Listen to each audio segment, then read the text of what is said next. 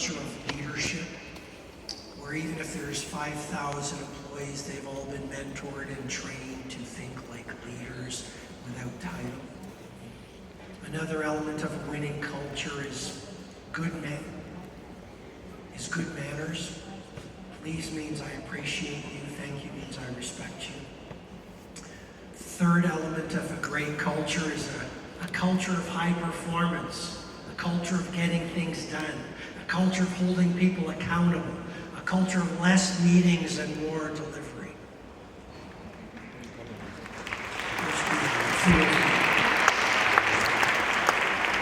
Thank you.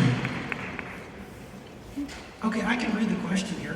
You've mentored millionaires, celebrities, CEOs, sports superstars. What do they have in common that we can learn from? Well, I would say most of these people a lot of these people are very unhappy. Does that make sense? Surprisingly, Jim Carrey said it really well. He said, I wish everyone could be rich and famous to realize it doesn't make a difference. It's that old Zen idea, wherever you go, there you are. So please don't fall into the trap of saying, when I get the gold medal, when I become a billionaire, when I find the right partner, when I live in the right house, I'll be happy. You're going to be exactly the same. Isn't that a strange idea?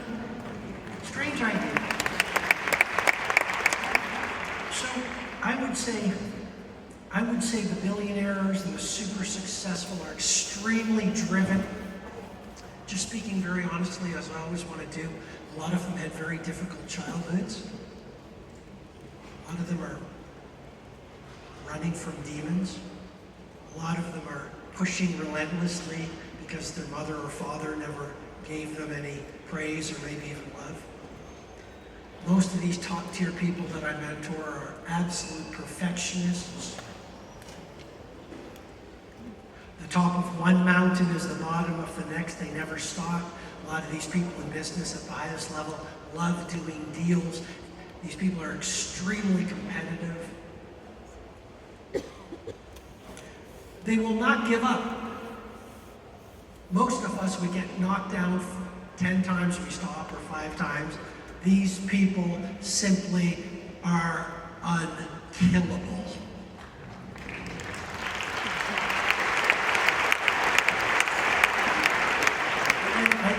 I'd also say, just to bring you value, these people are visionaries. They see a vision of a business, of a gold medal, of a better world. And somehow, against criticism, cynicism, self-doubt, actual difficulty, they protect their mission until it gets done. I think one of the things that made Apple under Steve Jobs is a lot of the competition had a vision, but every time there was a problem, every time there was a constraint, they would say, oh, okay, correct, and we'll dilute the vision. Steve Jobs was a fanatic. Did you know that 6 weeks before the iPhone was shipped, he said, I want this type of glass on the iPhone. And his team said, that glass, Johnny Ive said, that glass doesn't exist at this point in time. And Steve Jobs pretty much said, I don't care, get the job done. And 6 weeks later, Corning had created that glass. Steve Jobs said, I want the icons on the iPhone screen to be so beautiful, users will want to lick the screen. And he got the job done. So these people are absolute visionaries, and they're relentless.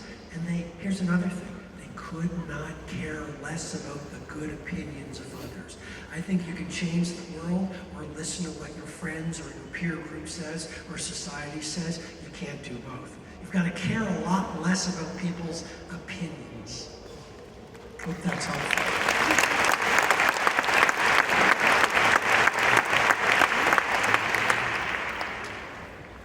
Tell us about the 8 forms of wealth. Sure. So my latest book, The Wealth Money Can't Buy, I see some of you have it. There you go. So for about 20 years, I've been teaching a model called the 8 forms of wealth. And once you learn the 8 forms of wealth, your life will never be the same. If you learn these 8 forms of wealth, you will be transformed.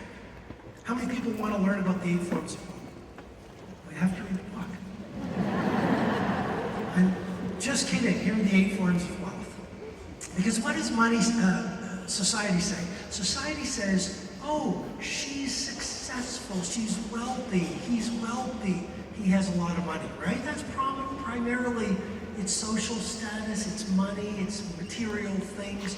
I actually think there are 7 other forms of wealth for you to work on, for you to live a truly rich life. Can we possibly go to, I don't know how much time we have, I think we have 10 minutes more. Is it possible AV? Great AV team, a nice round of applause for you, by the way. Great job. If it's possible and no trouble, could I go to my iPad? Perfect. Here's the model that the book is based on, and in the book you'll get all the depth of it, but here it is, the 8 forms of wealth. F1, growth.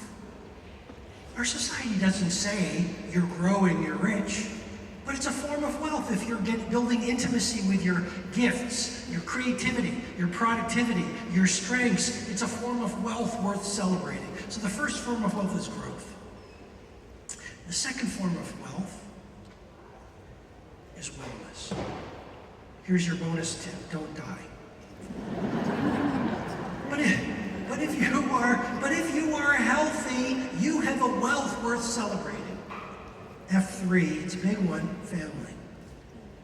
I try to call my mom is 84, my dad is 86. I try to call them every day. I'll tell you, the longer I live, the more I realize family, family, family, family, family, family. So if you have friends and family who love you and you love them, I know there's a cost of living crisis. I know there's inflation. This is a form of wealth. I know in Portugal, Portuguese culture, you understand family, but honor it as a form of wealth, even if society doesn't call it wealth. F4 is your craft. If you are in pursuit of mastery, you have a mentor, you're studying your craft, you're optimizing your work, you're trying to be one of the great ones. It's a great source of wealth, even if people don't acknowledge you and you're anonymous because you're an unknown painter. If you're on the pursuit of mastery, it's a form of wealth worth celebrating.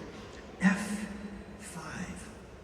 In the book, F5 is economy, or it's financial wealth. It's a form of wealth. So it's, or I should put euro. F6, community.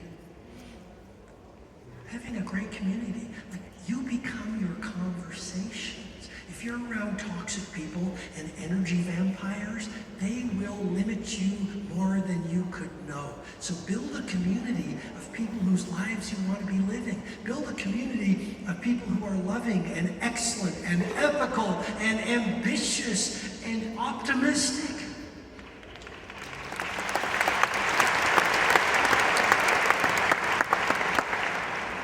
F7 is adventure. The human brain craves novelty. So no matter how old you are, no matter how successful you are, go swim with the dolphins in Mauritius. Go read new books. Go to an art class or a cooking class. Take a new way home. But find adventure in your life so you never let an old person into your body.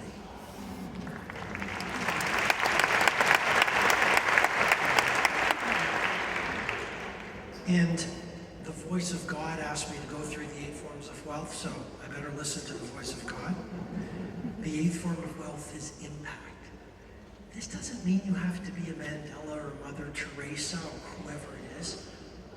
You can be a barista and have impact. You can be an Uber driver and have impact. Leaving people better than you found them each day is a great way to have impact. I don't want to take too much of your time. I think we're almost done on the Q&As, but if there's one or two more. Personally, I'd like to take a few questions from Voice of God. Can I take a few questions from the audience? Yeah, these questions are from the audience. Well, can I take a few directly? Yes. I don't have a microphone over there. I can hear if you speak Okay. nice. Thank you so much, Voice of God.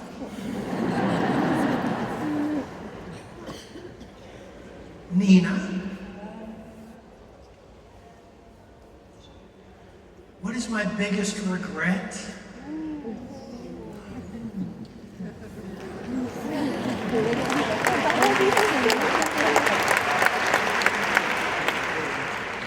You know, I could say I have no regrets. Everything happened for a reason. But to give you a thoughtful answer, I really don't have a lot of regrets, but I'd say a lot of my career where I was kind of an isolated creative, and more of an introvert, believe it or not, and I was just with my family, and I was just working on my books or whatever it was. And now, I'm just out there more and making new friends and meeting other entrepreneurs or artists. And I think there's just incredible value in having just a great social network. So maybe one of my regrets was just not being more of an extrovert at an earlier age, because I'm getting so much joy having a wider circle of friendships and acquaintances. Does that make sense?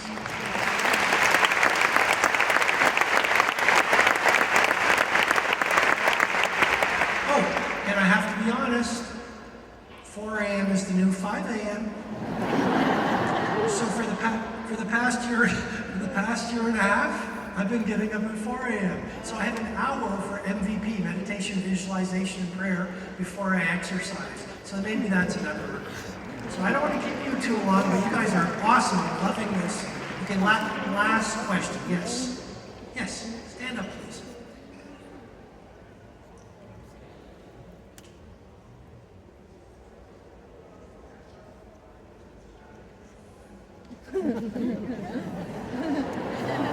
Where do you find these people? You must be the voice of God. So what's your name, by the way? Diago, obrigado. So I would say, what do I think of self-image? I think it's incredibly important. You know, what makes a great leader? If you have a bad self-image, you're going to hog the spotlight. If you have a bad self-image, you're going to create mediocre products because you don't really care about your customers, because you don't really care about yourself.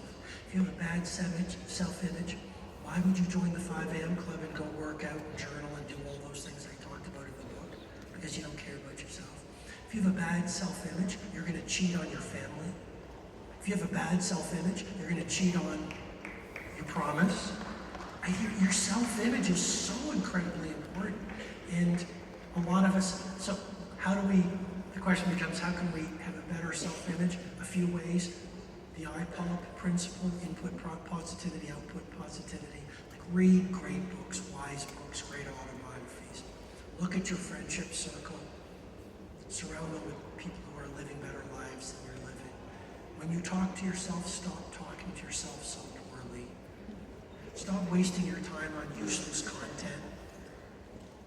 And the last thing I'd say, I could go on, but each morning when you write out 5 victories that you celebrated the day before, and that'll start giving you more confidence built on the micro victories of the previous day. It'll start building a stronger self-image, because the brain has a neurobiological feature called the negativity bias, which causes us to focus on what's not working in the environment versus the good things.